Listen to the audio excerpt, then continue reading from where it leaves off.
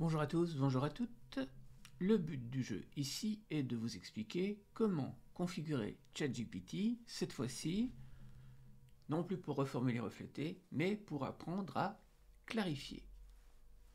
C'est ce que nous allons voir et que je vais tenter de vous expliquer à partir des écrans qui suivent. Enchaînons. Nous avons un prompt à mettre. Pour l'instant, nous nous contentons des indices verbaux, donc c'est purement textuel. Bonjour ChatGPT 3.5, ou ChatGPT, ça suffira. Je m'entraîne à devenir un travailleur social et je souhaite pratiquer mes compétences en communication, en particulier la gestion des erreurs de codage et de décodage. Pourriez-vous jouer le rôle d'un client qui présente une préoccupation de manière imprécise? Je vais essayer de clarifier votre besoin en vous posant des questions et en utilisant des compétences d'écoute active. Après votre première réponse, je répondrai et nous pourrons continuer le dialogue. Je précise qu'il manque une chose, là, je vais tenter de préciser votre émotion et votre besoin. Commencez par partager votre préoccupation en une ou deux phrases. Je continuerai ensuite la conversation à partir de là. Merci. Réponse de ChatGPT. Bien sûr, je serais ravi de jouer le rôle d'un client avec une préoccupation imprécise. Voici ma préoccupation. Je me sens vraiment mal ces derniers temps. Et je ne sais pas pourquoi. À vous de poser des questions pour clarifier ma préoccupation et mieux comprendre ce qui me préoccupe réellement. Là, on va tenter donc de clarifier. Qu'est-ce qui fait que vous vous sentez mal? Je ne suis pas tout à fait sûr. C'est juste un sentiment constant de malaise qui ne semble pas disparaître. Je me sens un peu perdu. Vous vous sentez perdu? Perdu par rapport à quoi? Eh bien, c'est difficile à expliquer. Je suppose que je me sens perdu par rapport à ma vie en général. Je ne suis pas sûr de la direction que je devrais prendre et cela me rend anxieux. Alors, reflet de l'émotion, vous vous sentez anxieux par rapport à une direction à prendre dans votre vie? La situation? Oui, c'est ça. Je me sens anxieux parce que je ne sais pas vraiment quelle direction prendre dans ma vie.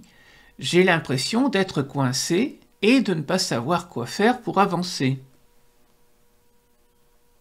Alors, comme ce n'est pas assez précis, on fait préciser en demandant un exemple concret. Vous pouvez me donner un exemple d'un moment où vous vous sentez ainsi coincé? Un exemple concret serait quand je pense à ma carrière. Je ne suis pas sûr si je suis sur la bonne voie, si mon travail actuel me convient, ou si je devrais envisager de changer de domaine. Cela me préoccupe beaucoup car je ne veux pas prendre de décisions impulsives qui pourraient avoir un impact sur mon avenir.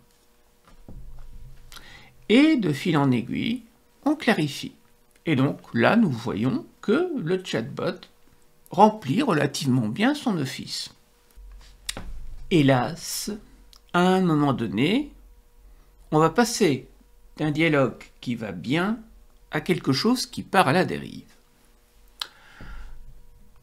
Nous sommes un petit peu plus loin, donc vous voyez plus ou moins comment chercher, mais qu'est-ce qui fait selon vous que vous n'avez pas encore entamé les recherches et les démarches pour vous lancer dans ce nouveau projet de vie?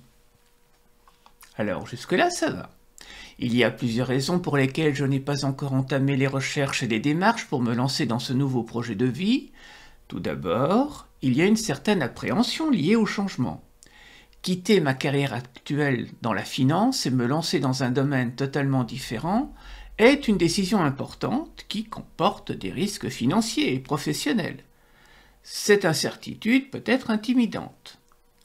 De plus, je me demande si je dispose des compétences nécessaires pour réussir dans un domaine lié à la RSE ou aux organisations à but non lucratif. Je sais que je devrais peut-être acquérir de nouvelles compétences ou obtenir une formation supplémentaire, ce qui demande du temps et des efforts. Enfin, il y a la question du soutien familial et financier. Prendre un virage professionnel peut avoir des répercussions sur ma vie personnelle et financière, et je dois également tenir compte de ces facteurs dans ma réflexion. En somme, il y a des obstacles et des incertitudes qui me freinent pour le moment. Entre parenthèses, l'exemple est beau aussi parce que quand vous allez voir une situation de problème, il est question de désir d'un objet à atteindre et d'obstacles qui se mettent dans le chemin. Là, on est vraiment dans la situation. C'était une situation en or.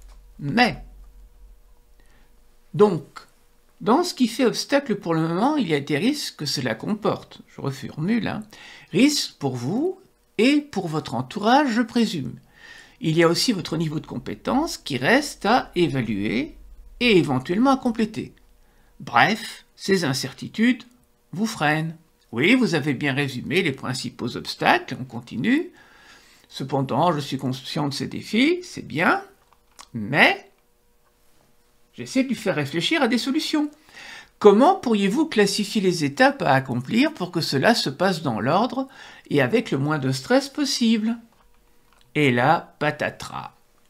Pour planifier une transition de carrière réussie avec le moins de stress possible, il est utile de suivre un plan à plusieurs étapes. Plaf! ChatGPT redevient le mentor et le conseiller, et non plus la personne conseillée. C'est parti, à la dérive. Donc vous pourriez avoir des cas de figure de ce type-là à un moment donné. Soyez attentifs. Conclusion de l'opération, c'est relativement encourageant. On a quand même de quoi s'entraîner. Mais à un moment donné, attention au risque de sortie de route.